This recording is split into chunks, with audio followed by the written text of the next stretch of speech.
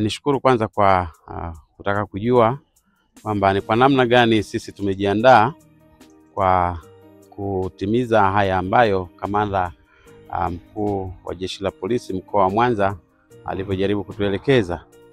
Niseme kabla ya hapo, sisi kama ilivyo kawaida yetu, wanafunzi wanapokuja kwa mwaka wa kwanza huwa tunakuwa na mikakati mbalimbali ya kuweza kuandaa, hususan namna ya kuishi hapa chuoni, na kikubwa zaidi hasa kuhusu usalama wao wenyewe, lakini usalama wa chuo na maisha ya watu wengine. Kwa hivyo tunatoa mafunzo kila mara ya tunachokiita campus life. Tunawafundisha namna ya kuishi maeneo haya, hasa tukiwa tunajua kwamba wao ni wageni.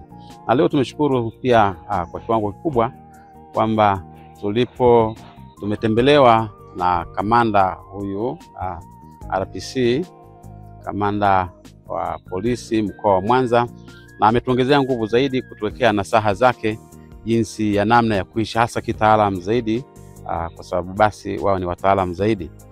Na wanafunzi hawa tumewaelekeza tangu mwanzo mapema tu, na sasa katika nyongeza hii basi kwetu itatuwia rahisi kwamba cha kwanza kabisa kwa ulinzi wasitegemee zaidi kwanza ulinzi wa kutoka nje. Kila mmoja ni mlinzi kwake mwenyewe, aanze na yeye mwenyewe, na akijitambua mahali alipo na chochote kile anachokifanya, lakini kia matembezi yake kwa wakati, ni saa ngapi nifanye kitu gani, ni saa ngapi niondoke niende mahali fulani, ili kuweza kujilinda yeye mwenyewe, lakini pia kuweza kuwalinda na wengine. Lakini tumeweka mikakati pia huko wanakokaa. Ukianzia ndani humu kwenye chuo chetu, katika wanafunzi tunao wanafunzi ambao tumewateua rasmi, wako karibia takriban 30. Hao wanajiunga katika ulinzi shirikishi.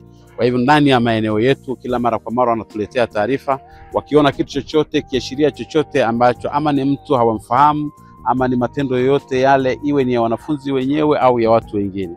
Kwa hivyo kwa namna hiyo itatusaidia sisi, mimi kama mlezi Dean of Students wa wanafunzi, kubainisha kitu chochote kile ambacho kina kiashiria cha uvunjifu wa amani na kuwakosea wengine haki zao.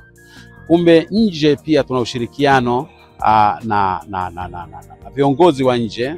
Kuna sungusungu katika mitaa yetu hii, kwa hivyo kila mara tunawasiliana nao ili kutaka kujua kwamba je, huko nje huko salama kwa kiasi gani ambako wanafunzi wetu wanakoishi. Lakini pia ndani humu tunayo kampuni ya ulinzi ambayo inatusaidia katika mambo yote ya usalama ndani ya chuo na hata wakati mwingine nje ya chuo. Lakini pia kikubwa zaidi kwetu sisi, tunawaelimisha wanafunzi.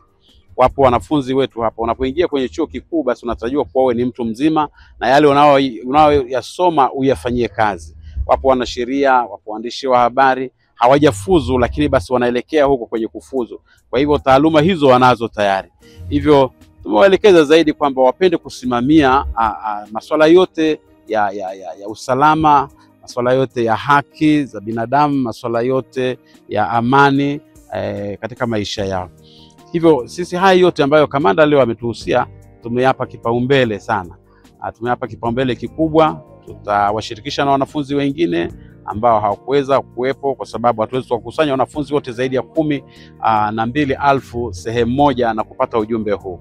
Lakini tunavyo vyombo vyetu vya ndani, wizara mbalimbali katika serikali ya wanafunzi, ambapo kunapotokea jambo lolote huwa tunawahusisha kwa njia ya mitandao na ujumbe unafika kwa haraka sana kwa kila mwanafunzi. Kwa hivyo hata hili ambalo kamanda ameliongelea leo, na uhakika kwamba kwa 100% hata kabla ya kufika saa 10 jioni hii kila mwanafunzi atakuwa amelipata, kwa sababu tumeunganishwa katika mfumo wetu wa chuo ambao unamruhusu mwanafunzi kujua ni kitu gani kinachoendelea chuoni pale kwa wakati fulani, kwa wakati huo na kitakachoendelea pia hata baadaye.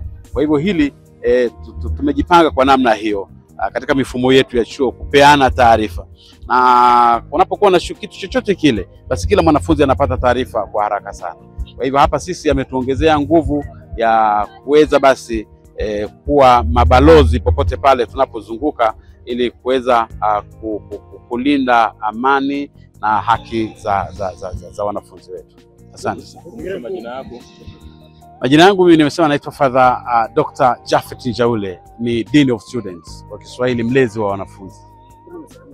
Kama chuo sasa, kwa wale wanafunzi ambao watakapoenda kuhusisha na uzoezi, kama chuo kuna hatua zote ambazo mnapanga kuwachukulia? Ndio, katika sheria zetu za shule za chuo tunaita Students Bylaws, zinaelezea vizuri kabisa kwamba mwanafunzi hapaswi kufanya vurugu kwa mwenzake, hapaswi kufanya vitendo vya uvunjifu wa amani, uvunjifu wa haki za mwenzake.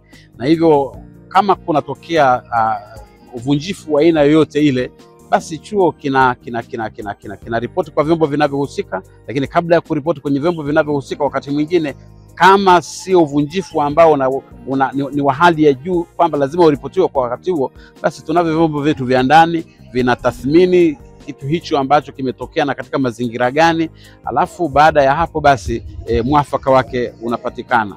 Ama kwa vyombo vyetu vya ndani tu humu ofisi zetu zinazoshirikia mambo ya sheria, mambo ya usalama, lakini kama litahitaji basi kwenda mbele zaidi, basi tunawahusisha vyombo vya nchi vinavyohusika kwenye mambo yote ya usalama. Kwanza na hiki kinachoitwa maandamano, labda unatoa wito gani kwa wanafunzi wako mwaka wa kwanza kujihusisha na maandamano? Mimi ninachokiangalia katika hilo, kama ninavyojua utaratibu wote mzima, maandamano yana taratibu zake, hasa pale unapokuwa na maandamano, lakini yanakuwa yamepangwa vizuri, yana utaratibu wake, kwamba pengine yataanzia wapi, yataishia wapi. Hayo yanakuwa ni maandamano ambayo yamepangwa vizuri. Sasa kama kuna kuwa na maandamano mengine ambayo nisingeweza kuyaongelea sana kwamba hayo ni ya namna gani, kwa sababu sijawahi kuyajua kwamba ni ya namna gani, siwezi nikatoa jibu lililo sahihi, pengine labda la kueleweka kwa kila mtu atakayesikia taarifa hizi. Mimi ningependa tu kushirikisha kwamba in doubt, kama wanavyosema Waingereza katika falsafa, in doubt never act. Kwa hivyo mtu uwe na majibu ya kitu chochote kile unachokifanya hata pale utakapoulizwa, ili sheria isije ikawa wewe umeijua baadaye na kumbe sheria yenyewe ipo alafu ikawa inakubana, hata kama wewe utatamka kwamba nilikuwa sijui sheria hiyo. Asante sana.